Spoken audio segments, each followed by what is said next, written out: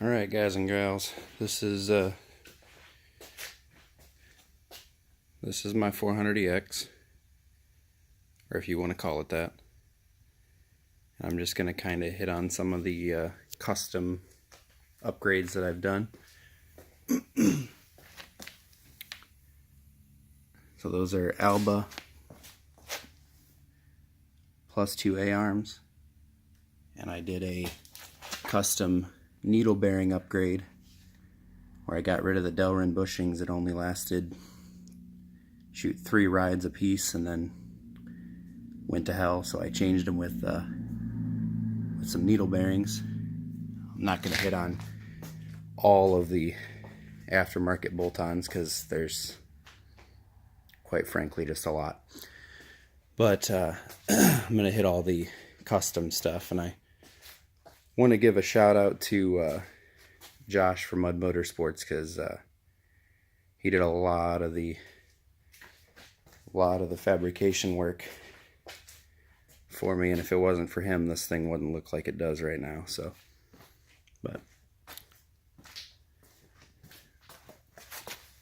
so these are a couple things that I've kind of learned as I was doing the modifications, things that I ran into, issues and things like that. When you put the mud caps on, you can't get to the valve stem. So I ran these extensions up in here so you can get to the valve stem to air up the tires without having to take the stupid mud caps off every time. Josh from Motorsports did the upgrade there where they get rid of your factory grab bar so you can put an aftermarket one. He also did the powder coating on the subframe, the frame, and the gusset kit there. Let's see, I've got a 4-inch spow fan up there on the oil cooler, and I've got it wired, since I don't have any headlights,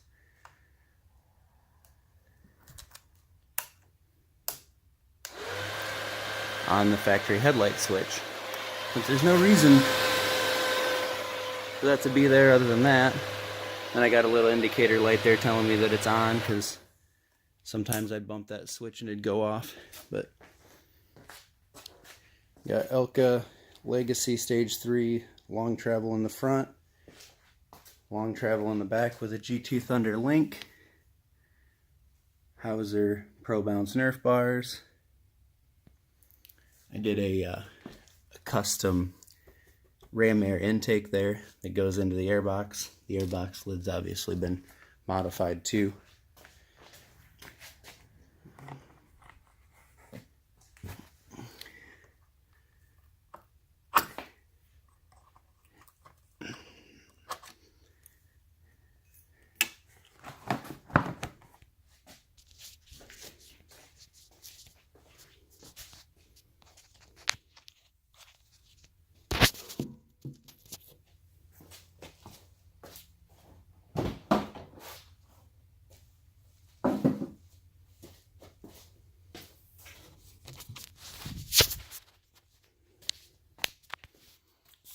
Got a 2008 YFZ 450 39mm FCR MX carburetor.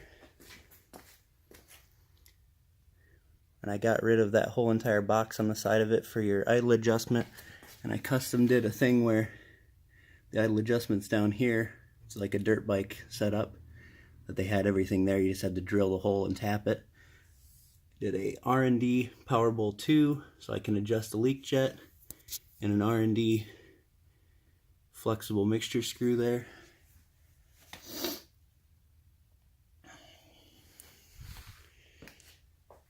But yeah, I don't think there's anything else that I can really do to it aside from the motor, which the motor has been slightly modified but not crazy. It's gonna get a lot more once it finally kicks the rod out of it, but it's the original bottom end from 2005. The frame is actually an 07, thanks to a buddy who decided to wrap it around a tree. But aside from that, it's let's keep going here. I got a RPM Dominator 2 axle. full HMF pipe, CCP steering stabilizer, flex bars. I tried to stick with local companies because I live in Ohio, and a lot of these companies are local, like HMF's out of Ohio, Hauser's out of Ohio, Wiseco, which is what the piston's in, it's out of Ohio. A lot of them are, like Cometic is out of Ohio, I think, but yep, there she is.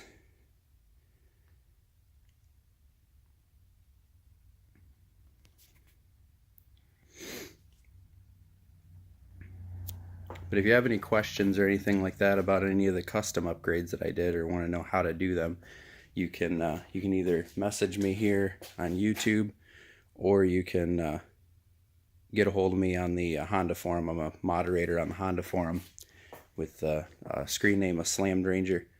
But I can give you a rundown of how to do the needle bearing upgrade on those A-arms. Like I said, the Delrin bushings only lasted 2-3 rides the first set, and then after that it was like, I think it was 1 ride the next set that I bought, and I was like, yep, I'm done with this, and did the needle bearing upgrade, and that was 2 riding and racing seasons ago, and they are still basically like brand new. It's a little bit of custom fabrication, a little bit of drilling and pressing, and you even have to lathe down the shafts and everything a little bit, but it's definitely worth it in the long run because they just don't ever fail.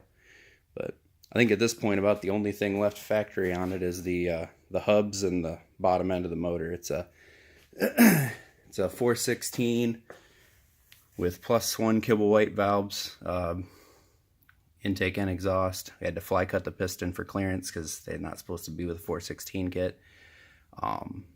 Cometic gaskets, GT Thunderhead studs, CRF 450 timing chain, Magnum Stage 2 cam. Yeah, I just did a light and flywheel over the winter, but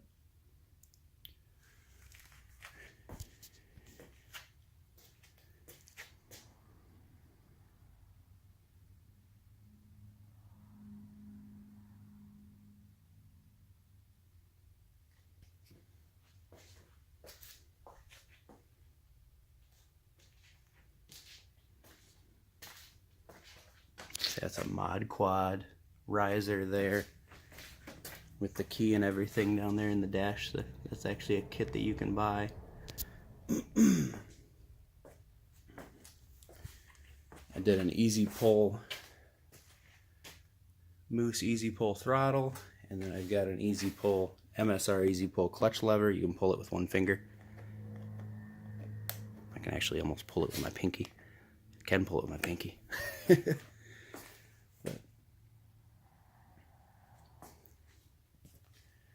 And this winter too, I did a Lone Star. That's a Lone Star +1 swing arm there. Decided to drop the big money on that. All of the chain guides are TM Design Works. The rollers, the everything down there.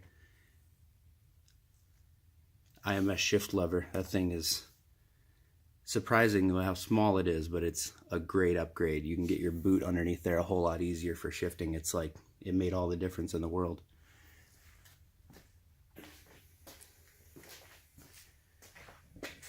That's an HMF XC bumper there.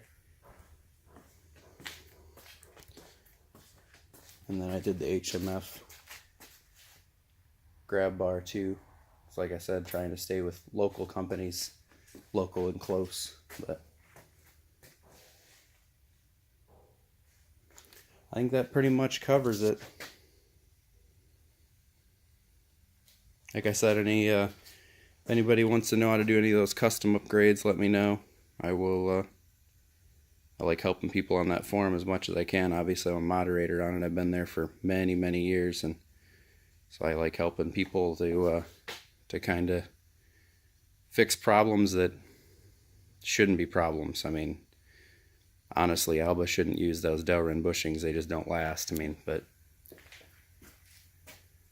all the good aftermarket companies JB and everything else, they all use like needle bearings. I think Hauser uses needle bearings because they just outlast, you know, the Delrin bushings no matter what way you look at it. But